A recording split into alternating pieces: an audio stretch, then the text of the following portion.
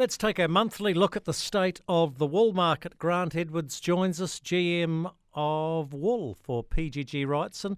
Grant, last time we yarned was September the 25th. That's like 5 weeks ago, and I only want good news, and I understand there has been a bit of a lift in the market. Good afternoon.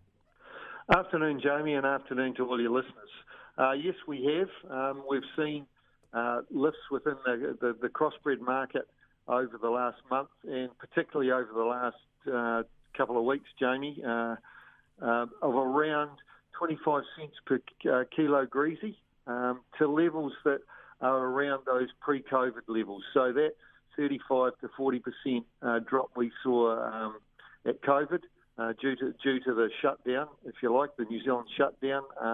And, of course, it's still affecting the world and still affecting us here. We have seen some significant lifts in the last couple of weeks. Well, it's great to hear some good news about the strong crossbred wool market. I'm still taking it or assuming, Grant Edwards, that most of that demand is still coming out of China?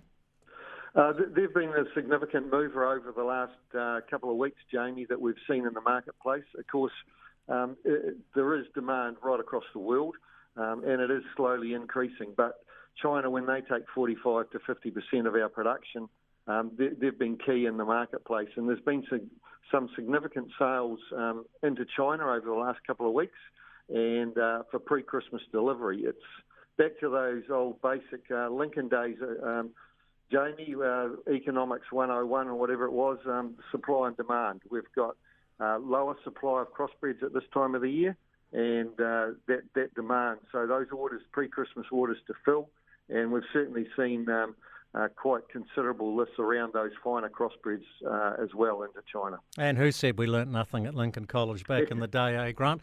Look, talk to me about the Australian market. We keep an eye on this with our Australian correspondent, Chris Russell, looking at the finer wools over there.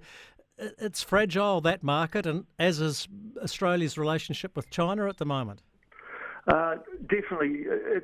It does show you the effects, worldwide. We're seeing Europe, we're seeing third and fourth waves of COVID, Europe shutdowns, etc.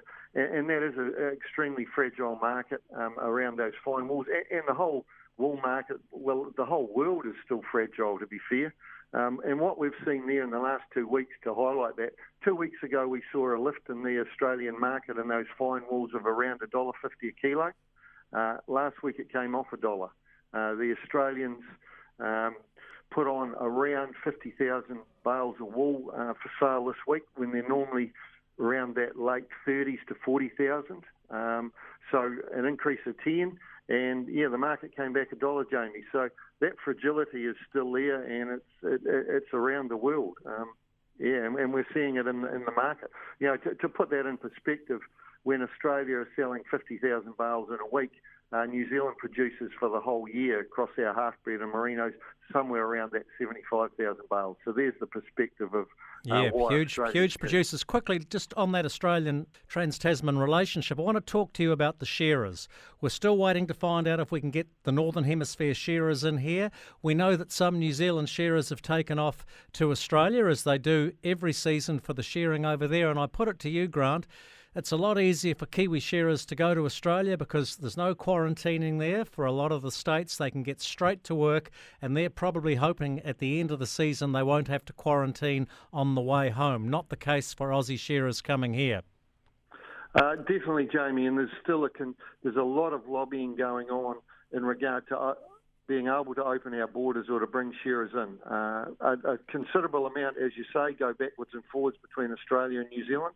But also to bring those Northern Hemisphere shearers in. Of course, the election has held that up, but the window is getting tighter and tighter to be able to open up, to be able to bring some Northern Hemisphere shearers into New Zealand. But I certainly know the Shearers Association are lobbying hard and doing a good job for the industry. Oh, well, Grant, as I said a couple of weeks ago, or a few weeks ago, you and I might have to do our bit. I might resurrect my old crutching gang that I used to have when I was a young bloke and make a bit of beer money over the Christmas holidays. There you go. Get the rust off the old handpiece. I've got to go. I'm only dreaming. See ya.